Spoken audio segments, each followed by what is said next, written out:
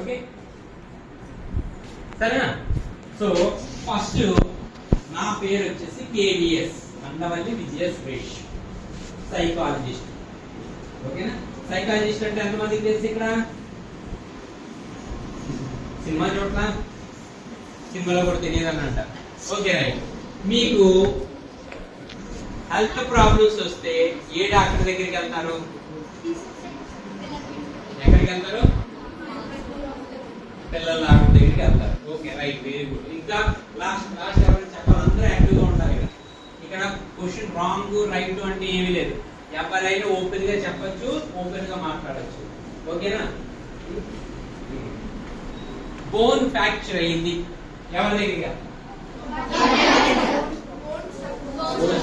Orthopaedic దగ్గరికి వెళ్తాం. అంతేగాని హార్ట్ స్పెషలిస్ట్ దగ్గరికి వెళ్తామా? హార్ట్ ప్రాబ్లం వచ్చింది చైల్డ్ డాక్టర్ దగ్గరికి వెళ్తామా? అవునా కదా? ఆ క్లారిటీ ఉందా? మరి మానసికంగా ఏదైనా బాధ వచ్చింది ఎవరి దగ్గరికి వెళ్తాం? నిజంగా ఎంతమంది వెళ్తాం? వెళ్ళం. ఎందుకనంటే చిన్నప్పటి నుంచి కూడా మన ఇంట్లో, మన సొసైటీలో ఒక చిన్న లేబుల్ వేసేసాం. ఏమని? మానసికం అంటే ఒక మెంటల్ పిచ్చి. అమ్మో నేను హాస్పిటల్కి వెళ్తే నన్ను ఏమంటారు? మెంటల్ వాళ్ళు అంటారేమో. అందుకని మనం దాచేసుకుంటే చాలు, ఎవరు చెప్పద్దు, అదే తగ్గిపోద్ది. ఎందుకంటే మనల్ని ఎవరు చూడరు కదా, అవునా? మనల్ని ఎవరు పట్టించుకోరు కదా అని ఏం చేస్తాం? మనలో మనమే బాధపడిపోతుంటాం, మనలో మనమే ఇబ్బంది పడతాం. ఇలాంటివి చూసుకుంటాం. ఎవరైనా మన ఇంట్లో అలాంటి వ్యక్తులు ఉన్నా అని ఇంట్లో వ్యక్తులు ఉంటారు. గుర్తులు అవునా కదా? లేకపోతే ఇంకో రెండో పద్ధతి ఉపయోగం చేస్తాం. దేవుడు వారే, దెయ్యం వారింది, దెయ్యం మాట్లాడుతుంది, ఇలాంటివి చెప్తూ ఉంటాం. అవునా కదా?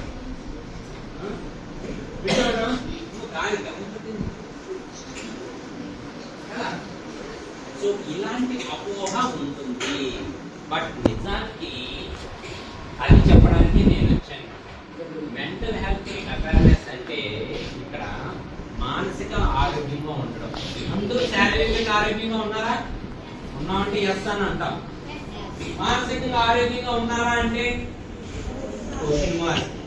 తెలియదు సార్, అదేంటి సార్, ఎప్పుడు వెళ్ళలేదు, లేదా విన్నాం కానీ దాని గురించి తెలియదు అని అంటూ ఉంటాం. అవునా కదా? సో నిజానికి మెంటల్ వెల్ బీయింగ్, మానసికంగా ఆరోగ్యంగా ఉండడం చాలా ముఖ్యం. ఎప్పుడైతే చాలాసార్లు చాలా మంది చెప్తూ ఉంటారు, సార్ నాకు హెడేక్ వచ్చేస్తుంది, సార్ నాకు జలుబు వచ్చేస్తుంది, సార్ నాకు స్టమక్ పెయిన్ వచ్చేస్తూ ఉంటుంది, లేకపోతే నాకు ఎప్పుడు సార్ నీరసంగా ఉన్నట్టు.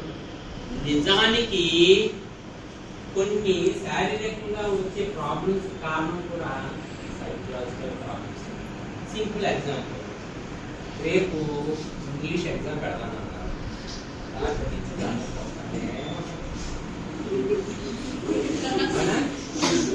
తగ్గదా? ఎగ్జామ్ అయిపోగానే రాసిన రాయిపోయినా ఎగిరిపోతాను. అంతేనా? వీడు స్టేజ్ మీద మాట్లాడమన్నారు, స్టమక్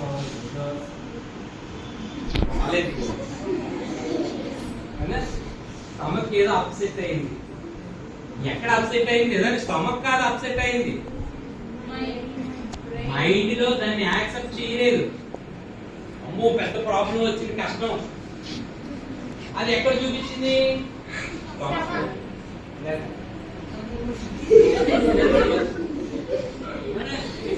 అంటావా లేదా? ఏదైనా మాట్లాడమన్నారు సార్, కోర్టు ఆడాలి, సినిమా చూడడానికి పరిగెడతాం, మీ ఫ్రెండ్ ఇంటికి వెళ్ళాలని పరిగెడతాం, సైకిల్ పక్కన తక్కువ తెలియదు మంచి అలాగా. సో మరి ఏంటిది అంటే, నీకు నచ్చితే నువ్వు యాక్టివ్గా ఉంటావు, నీకు నచ్చలేని విషయం వచ్చినప్పటికీ అన్ని ప్రాబ్లమ్స్. కానీ అది ఎక్కడ వస్తుంది ప్రాబ్లం? శరీరం మీద కనబడుతుంది. దాని రియాక్షన్ శరీరం మీద ఉన్న దాని కారణం ఏంటి అంటే ఇందులో చాలా మంది బాగా చదవాలి అని అనుకుంటారు. Yes, correct. నిజంగా కోరుకుంటారు. ఎగ్జామ్ దగ్గరికి వచ్చేటప్పటికి ఏం రాదు, తక్కువ దాంట్లో చూసారు లేదా చిట్టి పెట్టారు, ఈ పద్ధతి ప్రాసెస్. లేదంటే ఎగ్జామ్ అంటే భయం వచ్చేస్తా ఉంటారు, లేదంటే చదివింది గుర్తున్నట్లేదు సార్. చదివే పద్ధతి మనమేమో నార్మల్గా చదివాము, గుర్తుండిపోవాలనుకుంటాం, ఎగ్జామ్లో చదివేది ప్రాబ్లం. సో ఇలాంటివి కూడా ఓకే. స్టేజ్ మీద మాట్లాడాలి. ఇంకా మీ 8th క్లాస్ వచ్చేటప్పటికి ఇంకొక ప్రాబ్లమ్స్ ఏముంటాయంటే, జనరల్గా 5th నుంచి చదువుతూ వస్తూ ఉంటారు, సీనియర్ ఎక్కడో ఏదో కామెంట్ చేస్తూ ఉంటారు, లేదా మీ మీద రుబాబు చేస్తారు, లోపల మాత్రం మీ కోపం అలాగే ఉంటుంది. ఆ కోపాన్ని వాళ్ళ మీద తీర్చలేదు. మీరు సీనియర్లు 8th క్లాస్కి వచ్చారు కదా, కొంచెం సీనియర్కి వచ్చినప్పటికి ఇప్పుడు ఎవరి మీదకి వెళ్తుంది మీదంతా? కనిపెట్టేసారు 6th 7th వాళ్ళు అంటే అప్పుడు మీరు సఫర్ అయిన విషయాలన్నీ ఇప్పుడు ఏం చేస్తారు? వీళ్ళ మీద ఆటోమేటిక్ బయటకు వచ్చేస్తున్నాయి. సో రివెంజ్ వచ్చేస్తాం. మరి అది కరెక్టా? నో అని సింపుల్ గా చెప్పేసాం, కానీ అప్లై చేయడానికి దాన్ని మనం ఏమంటాం?